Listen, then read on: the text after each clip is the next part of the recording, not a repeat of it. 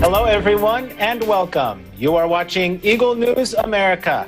I am Philip Toledo coming to you from Atlanta, Georgia, where it's Tuesday evening, January 19, 2021.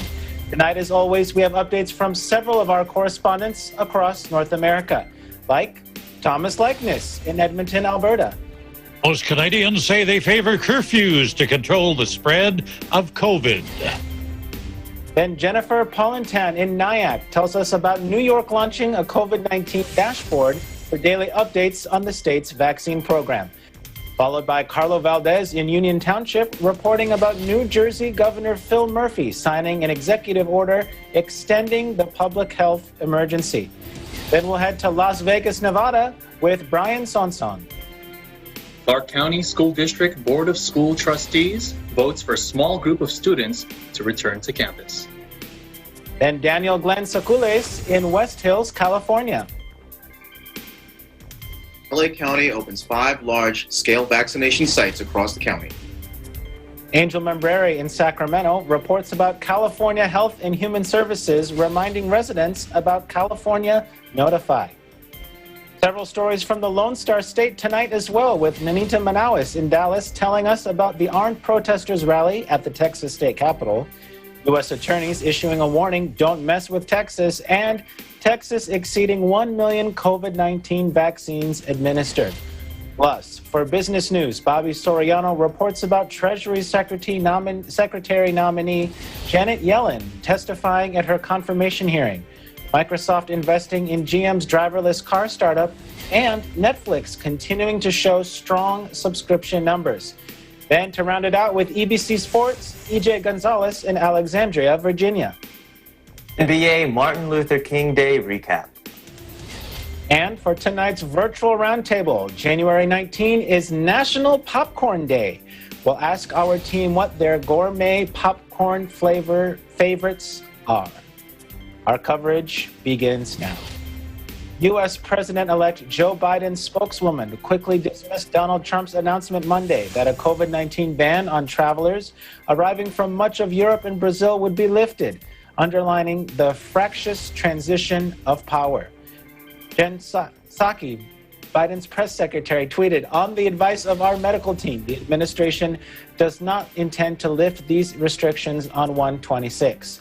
In fact, we plan to strengthen public health measures around international travel in order to further mitigate the spread of COVID-19. With the pandemic worsening and more contagious variants emerging around the world, this is not the time to be lifting restrictions to international travel." Just minutes prior to her tweet, President Trump said in a statement he would lift the travel ban on Europe and Brazil. He said travel bans for China and Iran would still remain in place. Both statements come days after the Centers for Disease Control and Prevention announced that all air passengers bound for the U.S. are required to test negative for COVID-19 within 3 days of their departure.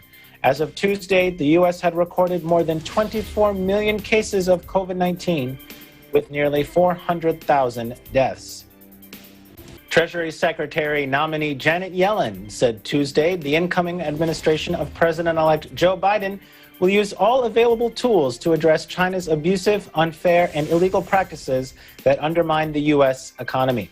Responding to questions from the Senate Finance Committee at her confirmation hearing, Yellen said China has been undercutting American companies with a series of policies, including illegal subsidies, dumping of products, theft of intellectual property, and barriers to U.S. goods.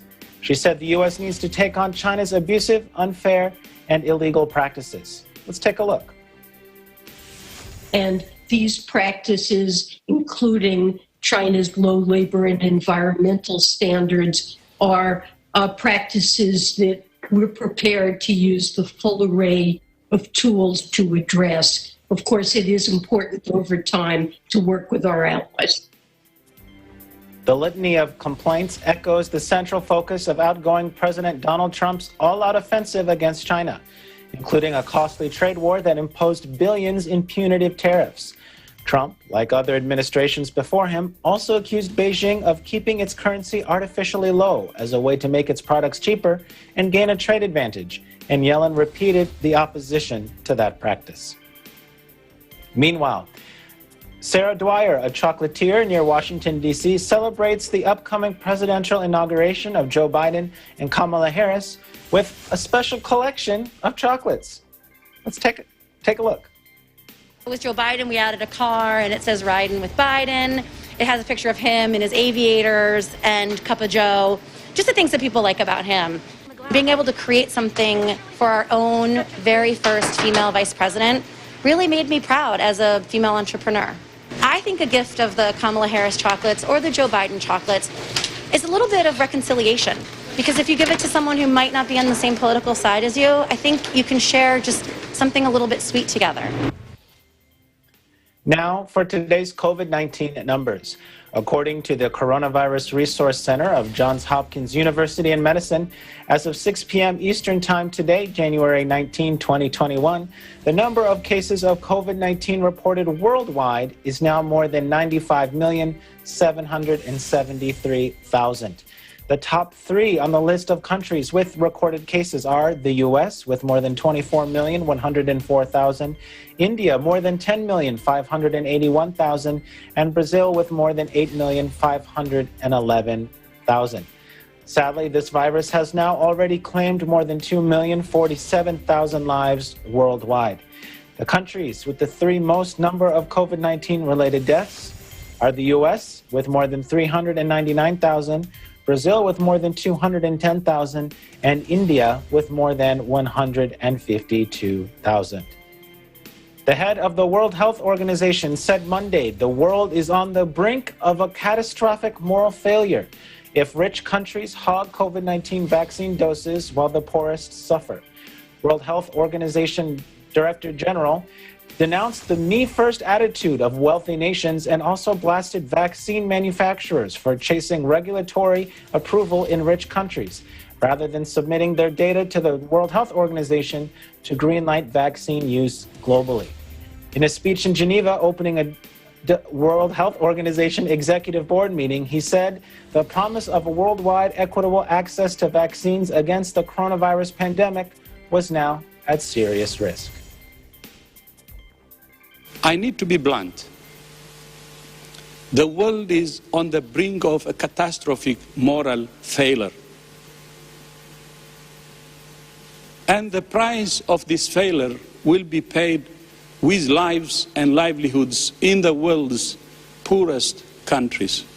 Even as they speak the language of equitable access, some countries and companies continue to prioritize bilateral deals, going around COVAX, driving up prices, and attempting to jump to the front of the queue.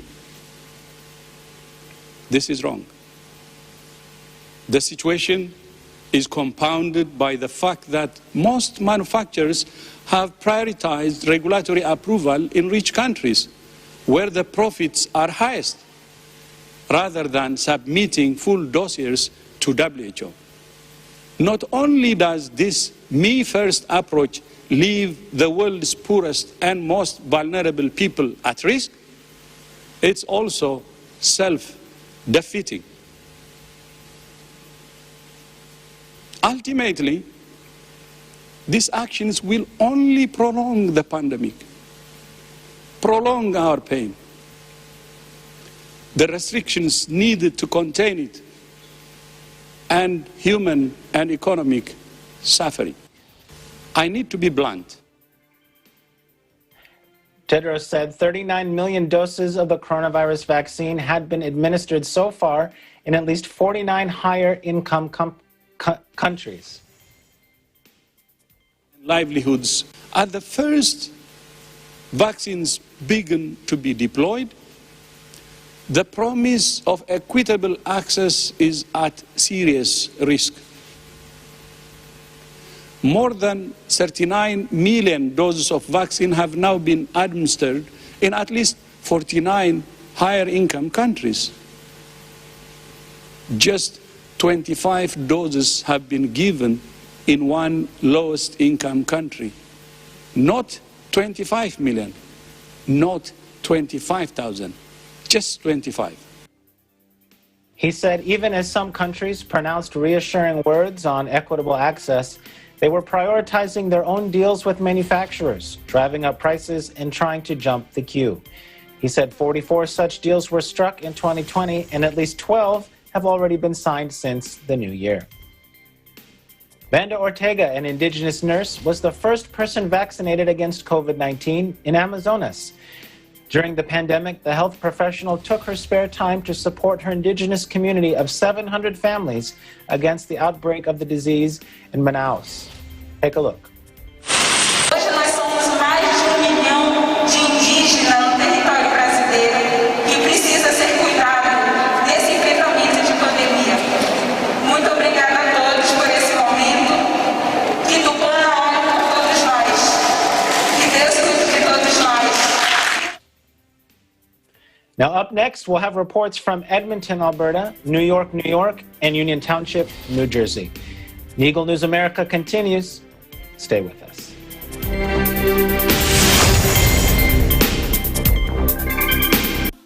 Factual. We have to defeat the virus everywhere. Timely information. Balanced, not only in the country, but also abroad. I'm certain of one thing. Interviews that people need to know. Watch Aguila Pilipinas, a 1-hour newscast of reports coming from regional hubs in Luzon, Visayas, and Mindanao. Know the important updates in Asia in ASEAN in Focus.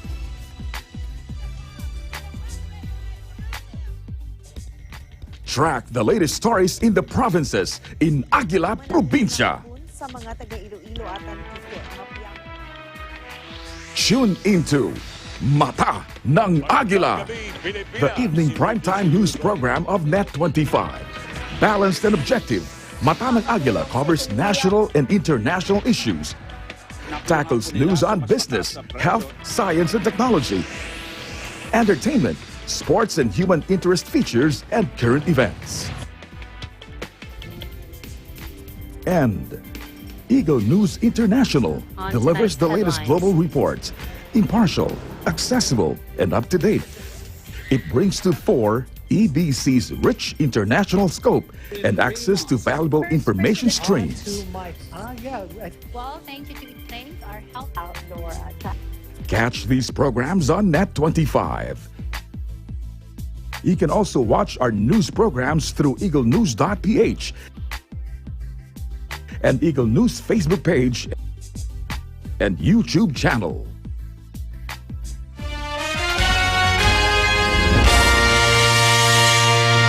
Hello there, happy peeps! Alisa Mulak here. Catch me on Jano Gives Entertainment this Wednesday, that's 12 noon sa Happy Time, only here on Net25. See you! Happy time, happy time,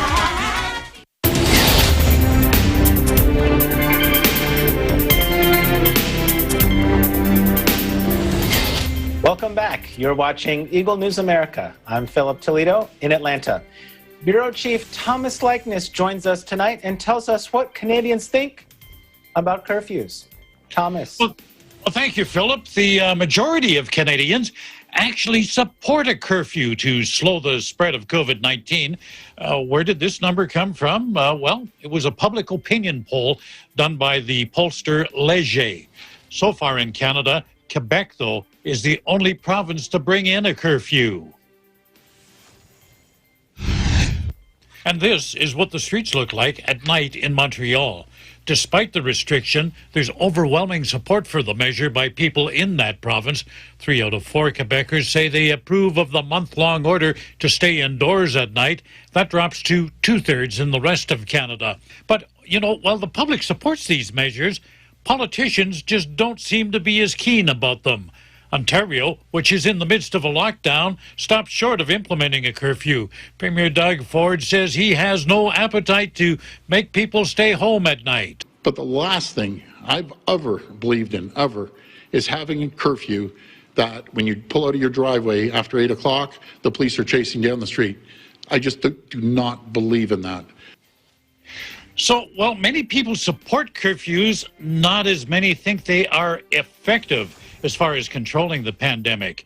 Now, remember, we told you in Quebec that about 3/4 of people said they would support a curfew. Only 57% of them think it'll actually reduce the spread of COVID-19, and across the country, that drops to 39%. In the meantime, I wish you all good health. In Edmonton, Canada, Thomas I. Likeness, Eagle News. We live in interesting times. Back to you, Philip. Thanks, Thomas. Now, if there's one thing I've learned about you in all these months, spent covering the pandemic together, you really do like those public opinion polls, and you follow them a lot. What are some of the other findings from this particular one? Yeah, I'm a bit of a pollster junkie. Leger also inquired about people's mental health. How have people been holding up psychologically? 21% say their mental health is bad or very bad, and that's actually 8% more, an 8% increase since last April when we were just beginning to feel the effects of the pandemic. Now, conversely, nearly a third are describing their mental health as excellent or very good. Again, not as high as last April, about a 10% drop, and 45% say overall their mental health is good, neither excellent nor really bad, that sort of thing. And as this drags on and COVID fatigue sets in, people's outlooks seem to be becoming a little bit darker. Philip? Thanks, Thomas. And to that point, as fatigue sets in, their thoughts become a little bit darker, as you said. What's it like there right now? How optimistic are people about, a potential return to normality? Okay, to answer this, I refer to a poll done by a different company called Ipsos. This pollster says about 2/3 of those asked figure the virus can be controlled by the end of this year. So we got about 11 and a half months to go, in their opinion. What about the summer? Well, less than half. About 47% think the pandemic will be under control by then. That's a drop of 11% when that same question was asked last month. So people were a lot more optimistic in December. I think this drop is kind of a result of a number of things, things like the rising case numbers we've been experiencing. As well, there's so many people in hospitals, so many people needing intensive care treatment, a shortage of ICU beds. There's also delays in getting the vaccines into the arms of people, and all of this seems to be eroding public confidence. Again, people are pinning their hopes on that vaccine bringing a pandemic to the end, not on the actual treatment of the infection. Philip? Thanks, Thomas. That's a great analysis, and appreciate you so much for joining us tonight. We'll look forward to hearing about your favorite popcorn flavor here at the end of the show. Okay, thank you, Philip, and you take care. Thanks.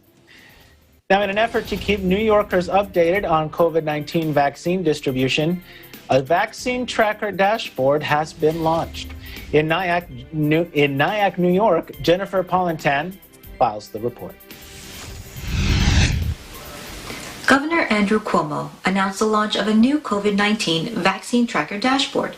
The dashboard will update New Yorkers on the distribution of the COVID-19 vaccine, including the number of doses received by the state, a breakdown of first or second doses, and the number of persons inoculated with the first and second dose in each region.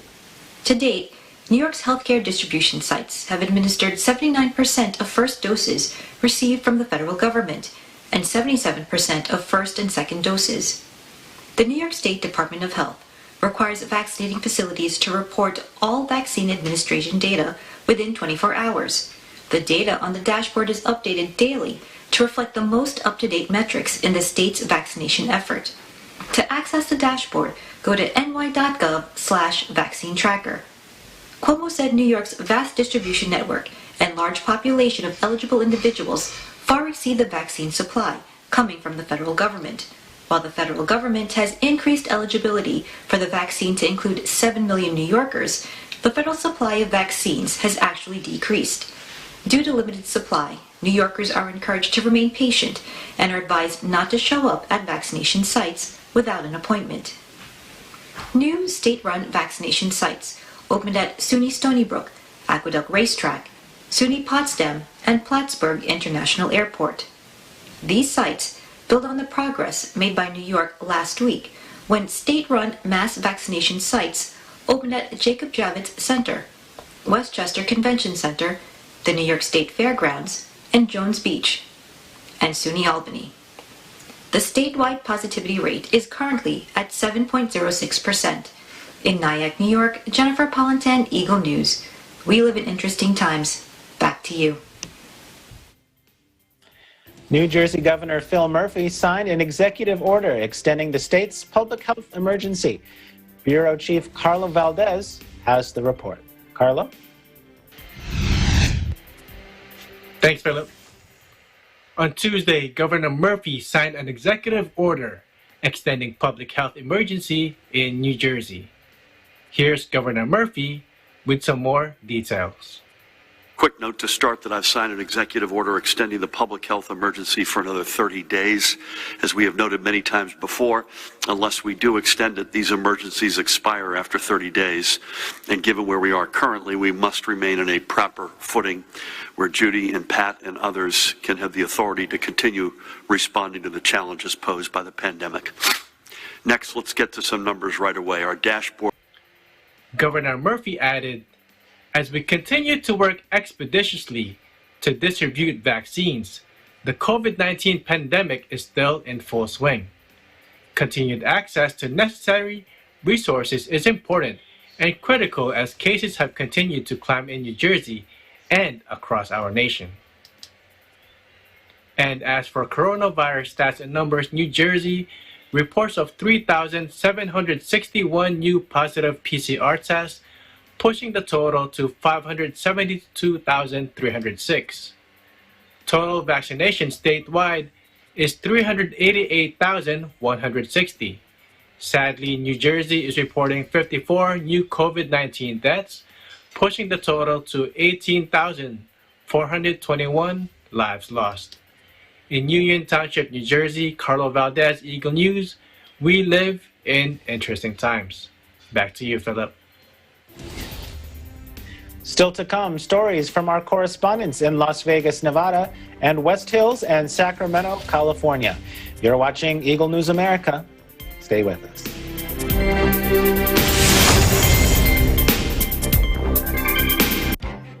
Events happen around us all the time, in our community, in our country, around the world. Events that affect people, move communities, or simply inspire us. Interesting events that people need to know. In these interesting times, we continue to be a competent partner in delivering news about these events. Fast, accurate, balanced. Eagle News, because we live in interesting times.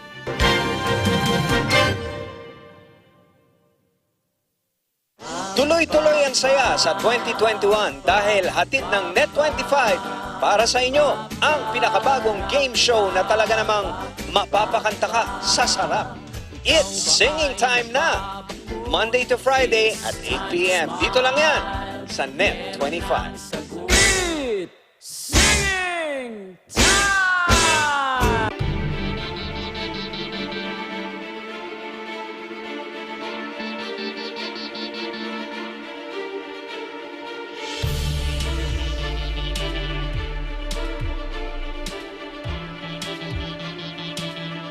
Ayoko nang magising kasi gusto ko lumilipad kayo dyan. Ang galing eh, talagang professional yung inyong pagkaka-execute. Masakit sa ulo tong araw na ito. Yan! Amazing! Only one spot left sa ating Gen Y Finals at mukhang hindi papaawat ang ating mga kababayan. Kaya naman abangan ang kanilang performance dito lang sa Tagisan ng Galing Part 2 Dance Edition.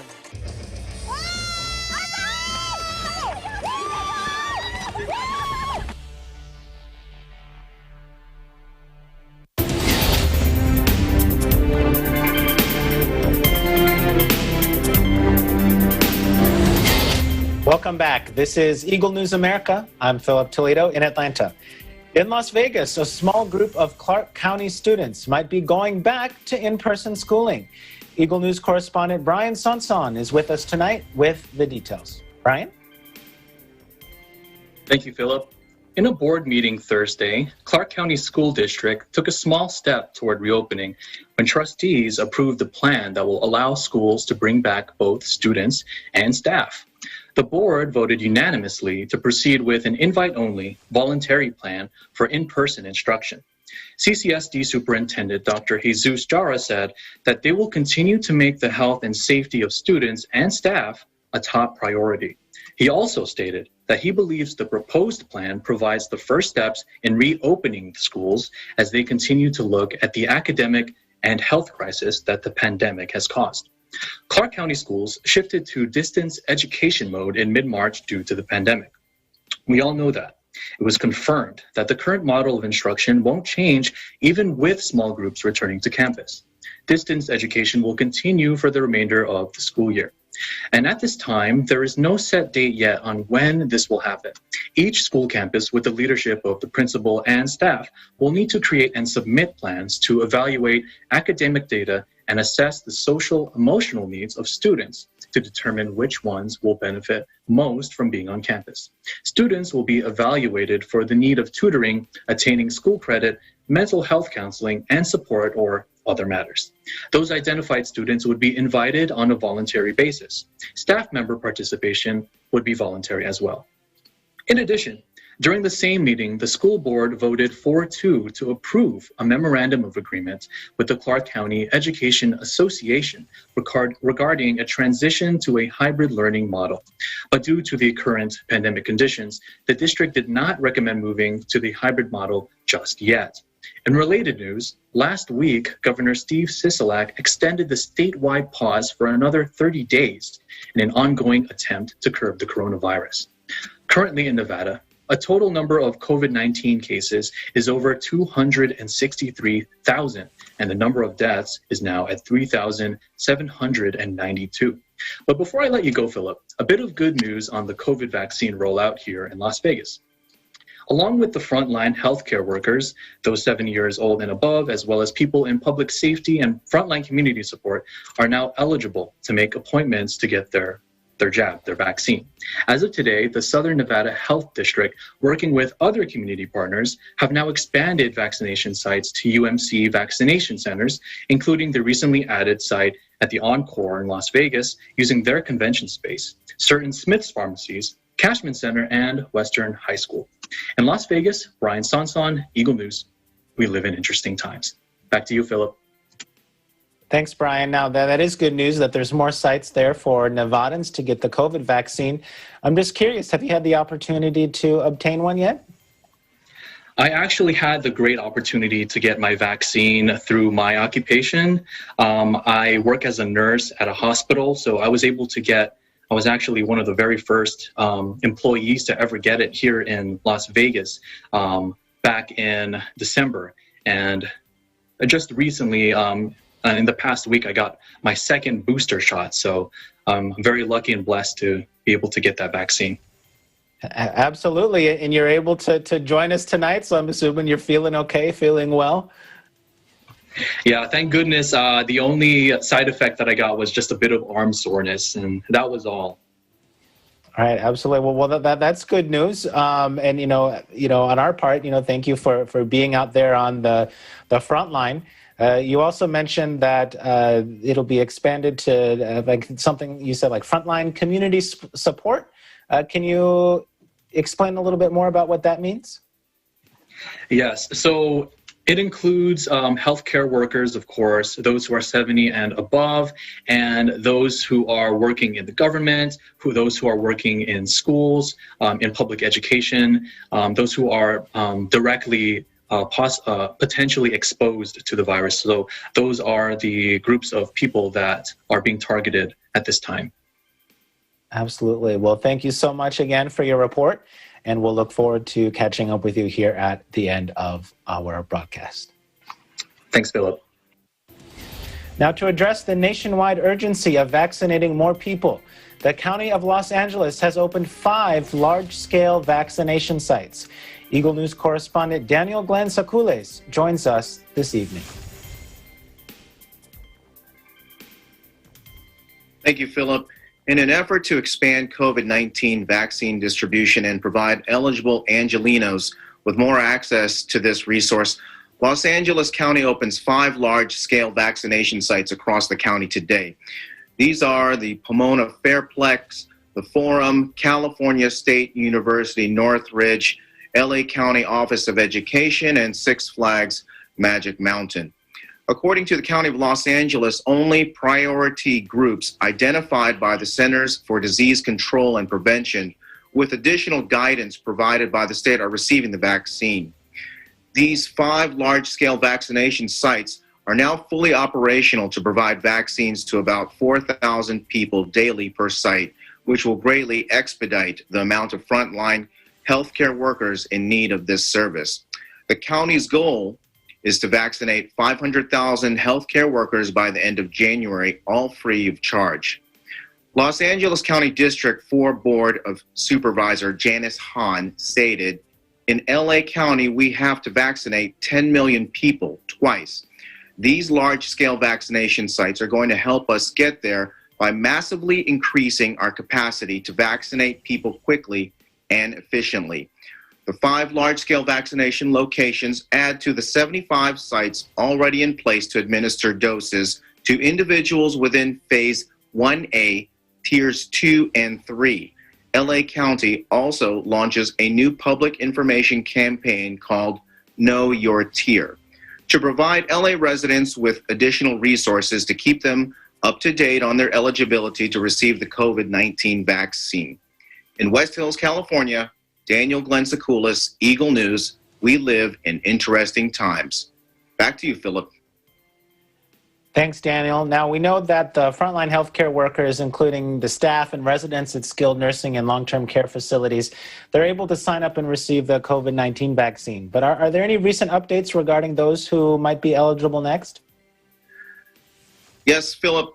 Actually, an executive order was actually made today from LA Public Health Department, which complies with California Governor Gavin Newsom's recommendations and state guidelines. Now, Los Angeles residents 65 years and older are eligible for the vaccine this Thursday, January 21st. But they can now begin to schedule their appointments today by visiting vaccinatelacounty.com or calling 833-540-0473 from 8 a.m. to 8:30 p.m. The county also tweeted about 2 hours ago that appointment times are filling up fast and vaccine supplies are becoming limited. So residents in this age group are strongly urged to sign up for the vaccine as soon as possible. Philip? Thanks, Daniel. And I know that, in LA County particularly, you've seen high numbers of cases, throughout, the past several months. What are the thoughts of maybe your friends or your family who might be eligible now or soon to be eligible for the vaccine? Do they seem like they're going to get it, or do they have hesitations? There are some hesitations, obviously, because it is a new vaccine and because the amount of time it took to actually create the vaccine. I'm on the front line, and I basically see those type of patients all the time. And so whenever they talk to me, I tell them that, it's in my benefit to get any type of protection that I can. Maybe if you weren't exposed to those type of patients, and maybe you could wait it out a little bit. But for those of us who see it on a day-to-day basis, I don't see why we wouldn't do it. Absolutely, and that's a good point. So I'm assuming then that you've been able to get your vaccination, or at least start it? Absolutely. I was also fortunate that our institution provided the vaccine as soon as it was available. So I've got my first round, and the second round I'll be taking this weekend, or this week, should I say. Okay, good deal. And you're not starting to see through walls or turning invisible or any other superpowers, right? No superpowers yet. But I'm hoping, crossing my fingers. I'm crossing my fingers. Absolutely. Well, thank you so much, Daniel, for your report tonight. And just like with Brian, thank you so much for the work that you do in helping to take care of all of us when we get sick. And we'll also look forward to catching up with you here at the end of the broadcast. So be thinking about your favorite popcorn flavor. Absolutely. I can't wait. Thank you. Thank you. Now, it's a notification if you have been exposed to COVID-19. It's called California Notify. And if you're from California, your Health and Human Services Agency wants you to remember it. In Sacramento, Bureau Chief Angel Membrere files this report. Thank you. The California Health and Human Services Agency is reminding Californians about CA Notify. Through this initiative, you can receive notifications on your phone if you have been in contact with someone who has tested positive for COVID-19. If you have an iPhone, you'll need to make sure your phone is up to date, then you can go ahead and activate your exposure notifications. For Android users, you can go and download the CA Notify app from the Google Play Store. Some of the concerns that people have with CA Notify are privacy, and the California Health and Human Services Agency reiterates that CA Notify is safe to use and does not gather personal information such as your name, contact information, location, or even your identity. This, however, brings up another concern that it is just a contact tracing app, which can identify you. And to be clear, CA Notify is not a contact tracing app. Although it uses a process similar to contact tracing, these notifications can inform you if you have been exposed, even if you do not know the person. Numbers concerning COVID-19 are starting to trend in the right direction.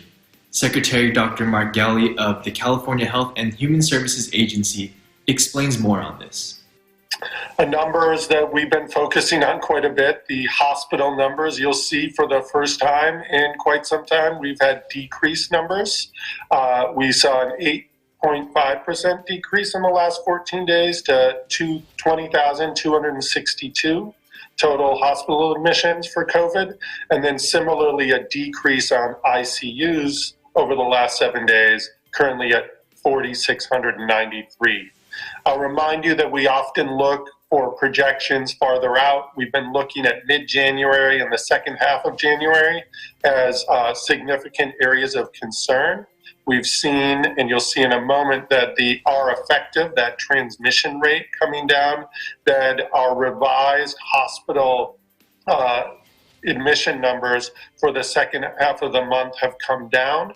They will go slightly up from this 20,262 number over the next week or so, recognizing that we did see some increase in cases, but then hopefully by the end of the month, we're even lower than the number that we see here. So that's great news, given that we were anticipating being well above 25,000 admissions in our hospitals across the state.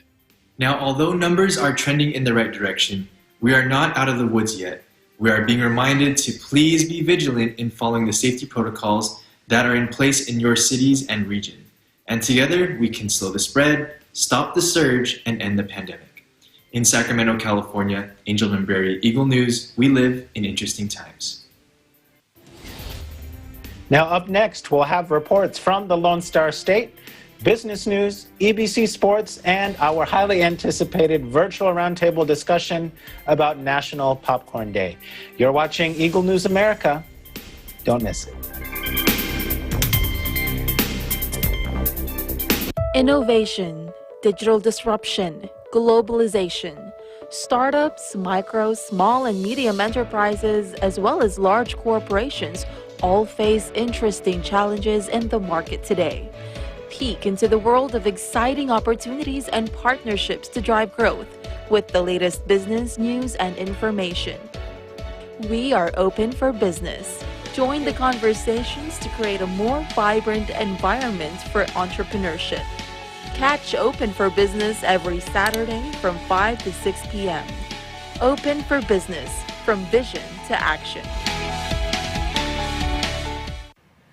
Narito ang ating mga featured artists ngayong linggo sa Himig ng Lahi.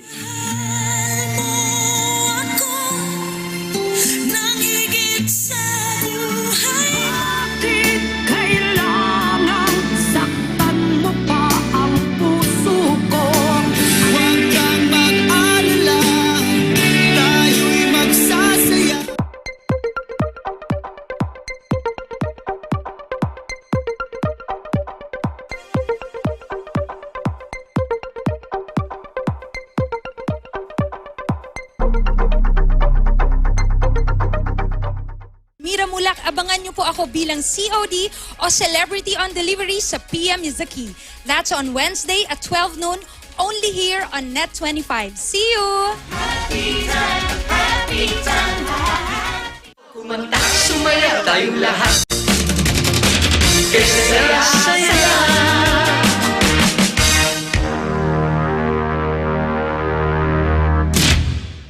How am I supposed to live?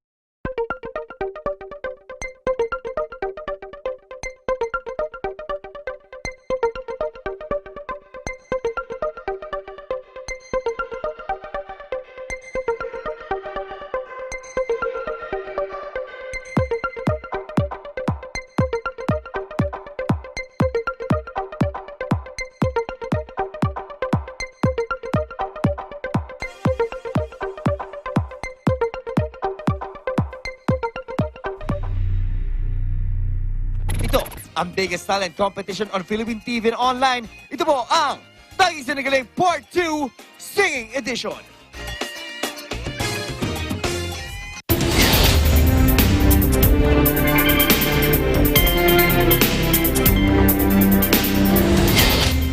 Hello, everyone, and welcome back. You're watching Eagle News America. I'm Philip Toledo in Atlanta. We'll turn our attention to Texas, the Lone Star State, where this weekend armed protesters held a rally at the state capitol. Plus, U.S. attorneys issue a warning to not mess with Texas. And the Lone Star State has just exceeded administering 1 million doses of the COVID-19 vaccine. In Dallas, Eagle News correspondent Nanita Manawis files this report. Thank you and howdy from the Lone Star State. On Sunday, armed groups held a rally in front of a closed Texas state capitol building in Austin as part of a nationwide protest led by anti-government and far-right groups supporting the claim of U.S. President Donald Trump of electoral fraud during the November 3 presidential election. The FBI warned local officials in all 50 states to prepare for armed protests at state capitals in the days before the January 20 presidential inauguration of President-elect Joe Biden. On Wednesday, U.S. attorneys representing 4 districts in Texas have issued a warning that any crimes committed at the state capitol or elsewhere during this upcoming presidential inauguration will be prosecuted. U.S. Attorney Greg Soffer stated, "During this time of polarized political discord, freedom of speech is an important right that must be safeguarded. But those who threaten to harm others, commit acts of violence, destroy property, or attack law enforcement must be held accountable for their criminal behavior." He also added, "Now, more than ever, we must respect the rule of law." The Texas United States Attorney's offices, along with our federal, state, and local law enforcement partners, will pursue federal charges against those who refuse to do so. The Texas Department of Public Safety, or DPS, is monitoring events around the clock and has deployed additional personnel and resources to the Texas State Capitol, stating in a recent press release. While we do not discuss operational specifics, DPS will continue to adjust our operations as needed to maintain public order and address potential threats. The department remains committed to proactively protecting the people and property of Texas. In other news, Texas Governor Greg Abbott announced on Friday that Texas is currently leading the nation once again, as the Lone Star State was the first to surpass 1 million COVID-19 vaccines administered. Texas has also administered more doses than any other state and is number 1 for the percentage of doses administered among the top 20 states for distribution. As of Tuesday, the governor also announced on his Twitter post that over 1.7 million vaccine doses have been delivered to providers across Texas and over 1.3 million doses have been administered. The state is expected to receive its largest supply of vaccines this week, totaling to 843,000. Of those, 333,650 are first doses and 509,400 are second doses. Governor Abbott stated, "Thanks to all the frontline health workers who are achieving these results. COVID-19 vaccines are always voluntary, never forced." Meanwhile, I hope you are staying safe in your part of the country. In Dallas, Texas, I'm Anita Manawis, Eagle News. We live in interesting times.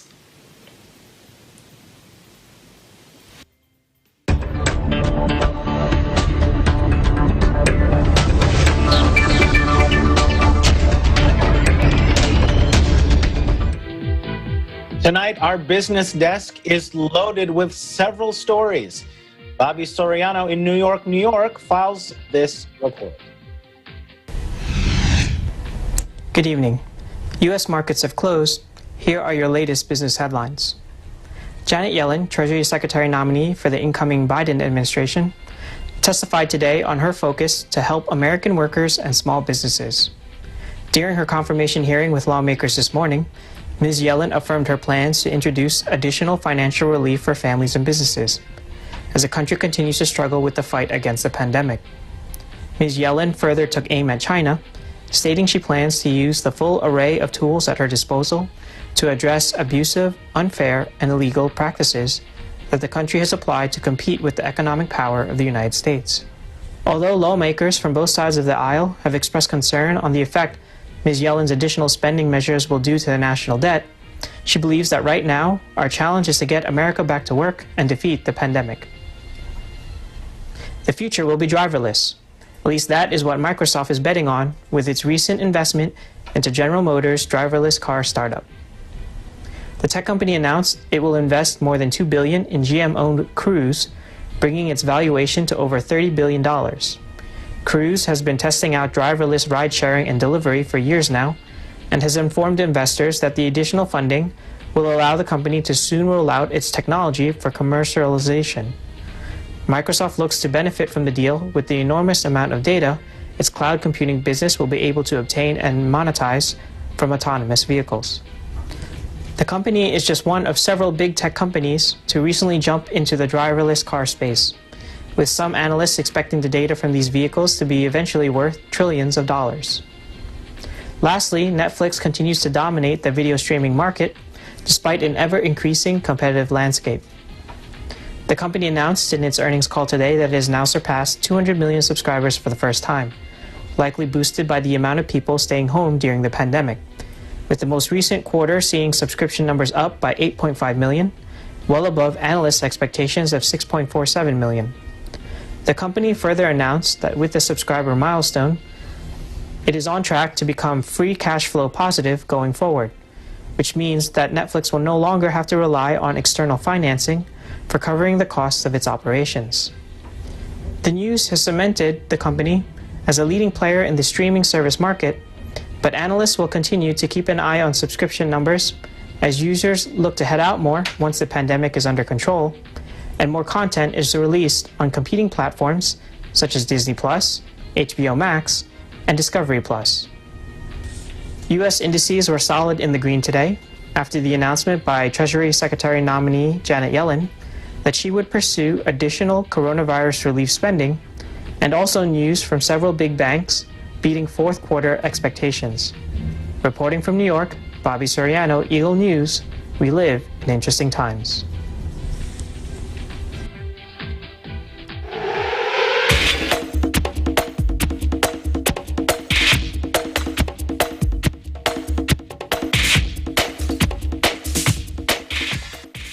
BBC Sports correspondent EJ Gonzalez joins us this evening with the latest on how the NBA celebrated Martin Luther King Jr. Day. EJ, what's the news? Thanks, Philip.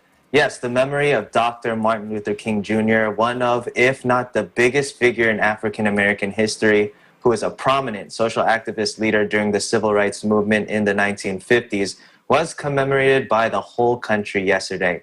MLK Day is observed on the third Monday of January each year, and the National Basketball Association, or NBA, has traditionally celebrated the holiday by hosting an all-day schedule of games for fans to enjoy.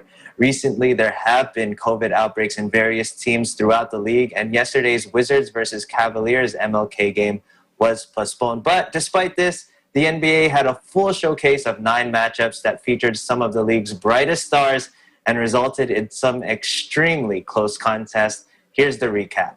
The day started with the Orlando Magic against the Knicks in New York, where the Knicks came out victorious, led by Julius Randle, who has been playing like an all-star and recorded his 10th double-double of the season. Knicks fans rejoice because for the first time in 3 years, the Knicks have won back-to-back games. In Atlanta, which is the birthplace of Dr. Martin Luther King Jr., the Hawks wore their City Edition jerseys, which features the initials of Dr. King, MLK. This is the first time in NBA history where the team name or city wasn't represented on the front of the jersey, rather the initials of an iconic figure from the area. Hawks star point guard Trae Young tweeted before the game on how honorable it was to wear the jersey by saying those 3 letters, MLK, has got to mean something to you. They honored the memory of Dr. King with a victory yesterday over the Minnesota Timberwolves. Other notable victories on the day were Spurs over the Trailblazers 125-104. Portland also announced yesterday that their star guard, CJ McCollum, will be out for at least a month with a fracture on his foot. The Grizzlies edged out the Suns 108-104. The Heat defeated the Pistons 113-107. And the Chicago Bulls ruined the debut of Victor Oladipo with the Rockets in a 125-120 victory. And the Raptors earned their 3rd victory of the season by crushing the Dallas Mavericks 116-93. The night ended off with some bigger matchups against the Milwaukee Bucks and the Brooklyn Nets, and the Golden State Warriors taking on the LA Lakers. Entering the game, the Bucks had the best record in the East, but lost by 2 points to the newly formed super team of Kevin Durant and James Harden with the final score of 125-123. Harden finished the night with 34 points and 12 assists and became the first player in NBA history to record 30 points and 10 assists in their first 2 games with a new team. And lastly, the Golden State Warriors upset the defending champions LA Lakers on MLK Day with a final score of 115-113. The Warriors trailed by as many as 19 points and were down in the 4th quarter by as many as 14 points. Former NBA MVP Stephen Curry led the way for the upset and finished with 26 points, including 1 dagger of a 3-pointer over Anthony Davis in the closing seconds of the game. In Alexandria, Virginia, EJ Gonzalez, Eagle News. We live in interesting times. Back to you, Philip.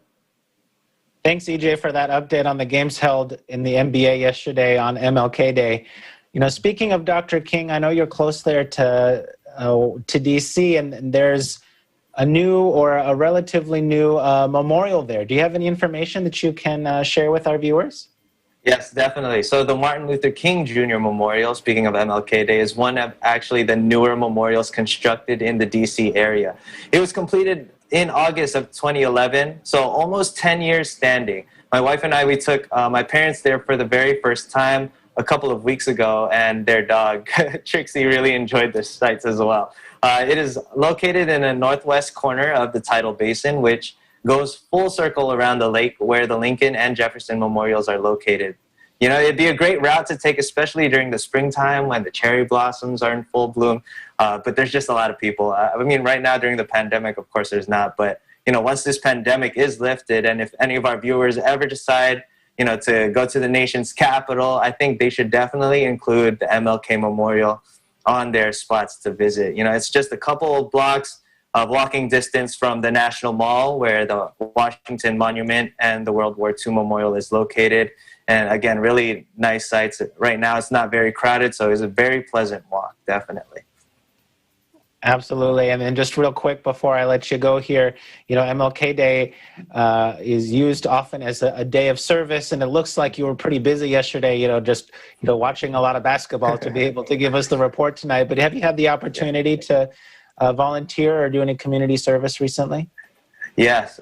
So before, we were able to actually, the Church of Christ, we were able to collect donations of PPE and we actually handed that out to a local nursing home around the area. So actually, I want to highlight my friend who brought his 2-year-old son yesterday. His name's Jordan McDougall. He and his friends were able to also do some donations during MLK Day, which was really awesome.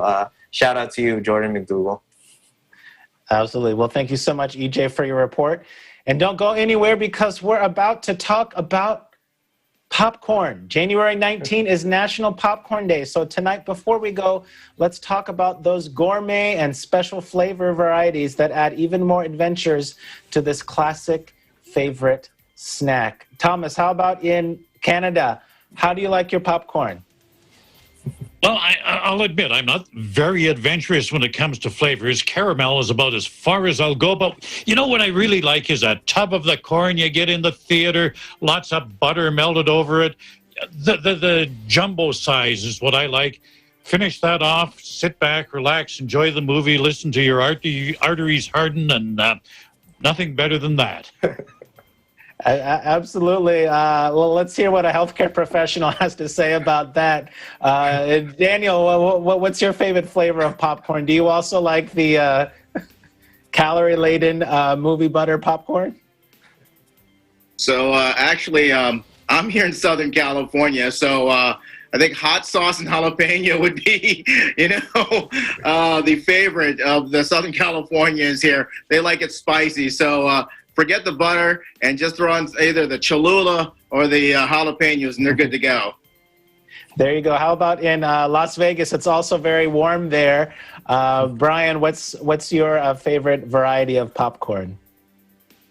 All right. So I'm from Vegas, but I moved from Hawaii. So, of course, Vegas is the 9th island. So I'm going to go back to something that we Hawaiians like to eat. It's called hurricane popcorn. I don't know if any of you know about that, but it's filled with, well, it's just popcorn, but it has a bunch of different toppings.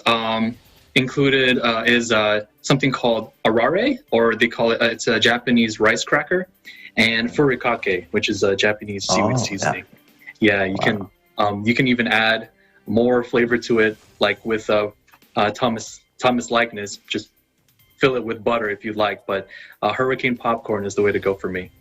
I was kind of hoping you were going to say there's thin slices of Spam on top as well.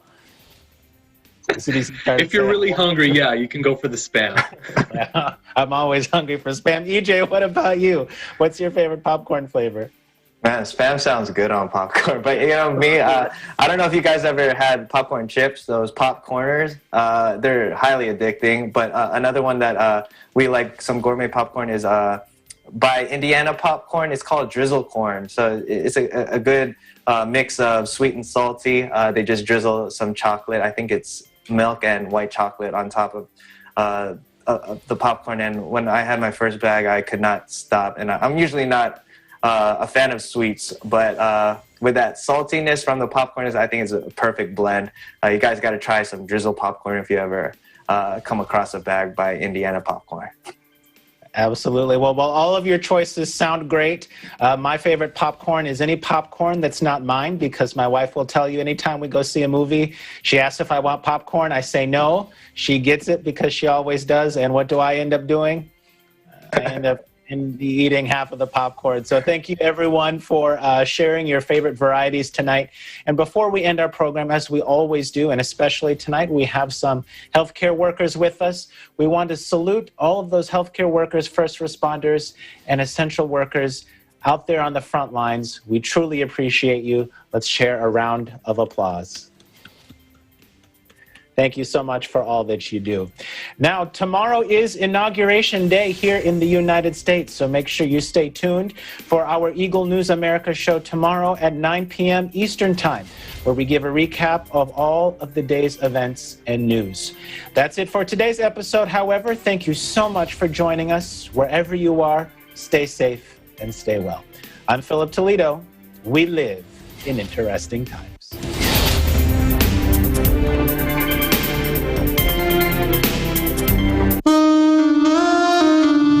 Hindi kakaunting lakas ng loob ang kakailanganin ng isang anak para lamang ipahuli ang kanyang ama. Ang sobrang lakas ng loob ay hindi nakakabuti. Huling araw mo na ngayon dito sa hotel. Iwan na natin ang Olvida. Saan naman tayo pupunta? Sa Maynila. Maghahanap ako ng trabaho doon. Siguro naman hindi ko na kailangang ipaalala pa sa'yo kung sino ang nagpapaaral sa'yo sa mahal na university sa Maynila. Isa lang naman ang gusto kong kapalit, ang loyalty mo. Romer, ayaw ko sanang sabihin eh, pero Carly, sabihin mo na. ayaw na sa'yo ni Reyna. Ayaw niya na sa'yo.